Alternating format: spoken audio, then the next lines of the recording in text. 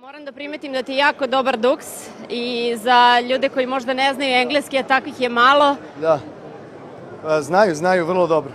Studenti rade fenomenalnu stvar. Oni oslobađaju od straha. To je danas možda i jedna najbitnija stvar koja je prioritetna, jer ljudi su se danas zatvorili u cenzure, autocenzure, čak dotle da ne razmenjuju mišljenja, što je jako opasno po društvu. Posebno je odsustvo kritičke misli i kritičkog razgovora vrlo, vrlo opasno i nikad ne vodi dobrom, uvek vodi tragediji jednog društva. A ono što studenti rade je upravo zbog toga fenomenalno, što otklanja strah i što daje nadu. To je praktično prvi korak za sve ostalo. Mentalna promjena je ogromna. Za početak i na univerzitetu. Ja ću vas samo podsjetiti da još pre nekoliko mjeseci gomila naših kolega govorila da je ova generacija izgubljena za javni angažman. Apsolutno. Toliko o moći predviđena. A neke stvari su definitivno pomerene već sada. Rekao sam prvo, staviti na ignor predsjednika. To znači uputiti poruku da institucije treba da funkcionišu na taj način da vlast stanuje na ustavno predviđenim adresama. Druga stvar, ova priča da ne dozvoljavamo da se vrši represija slučajnih prolaznika nad nama i da se to procesuira i dođe do toga da ostavke daju funkcioneri, to je ogromna promjena. Treća stvar koja je važna u ovoj priči je da se stvar odvija u okviru civilnog društva. Studenti se obraćaju profesionalnim udruženjima i sindikatima. Tu vide prve partnere. Dalje, u toj čitavoj priči oni imaju autoritet, jer pazite da protesti uspevaju da se šire, da imaju neku kritičnu dimenziju u kojoj aparatura i instrumentari vlasti staje.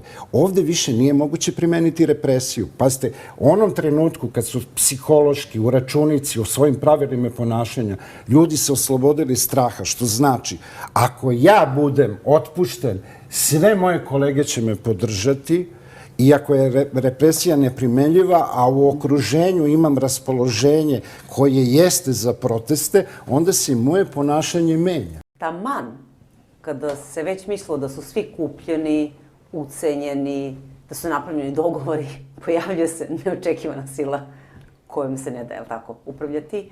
I uopšte nije bitno ono što ljudi sad u javnom prostoru govore, da li studenti znaju koji su krajnji ciljevi, da li oni političku situaciju sagledavaju i tako dalje. Bitno je da oni pokazuju određeni otpor sistemu, jer ono što se danas dešava je društvo koje će njima biti namenjeno. Ono što je zaista fenomenalno u svemu ovome je da nema tih sa nekih vođa, kolovođa, nekih parola, nekog politikanstva, iako suštinski to jeste politika.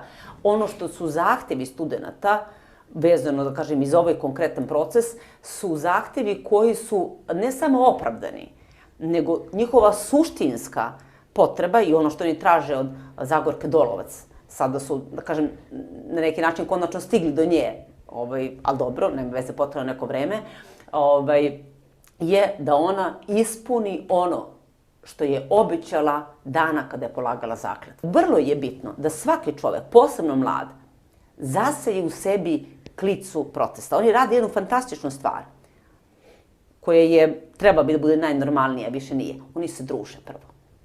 Kroz to druženje nastaje socijalizacija, nastaje onda solidarnost, da ne kažem kreativnost, ideje i tako dalje. Suštinski to će biti najveći plod i najznačajniji plod svega onoga što se sad dešava. Koren jeste u toj prvo socijalizaciji, a to je ono što se sad dešava i to je, mislim, najfenomenalnija stvar koja se desila u zadnjih 20 godina u Srbiji.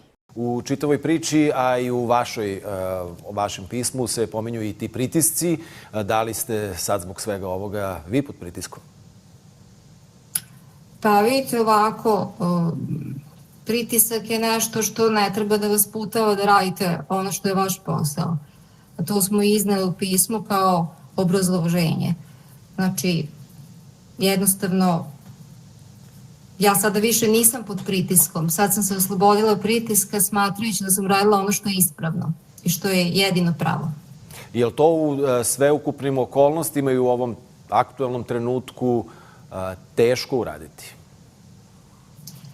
Pa kada u nešto verujete, prestaje da bude teško. Nije teško. Znači, ako verujete da je to ispravno, ako stanete iza svog profesionalnog stava, nije teško.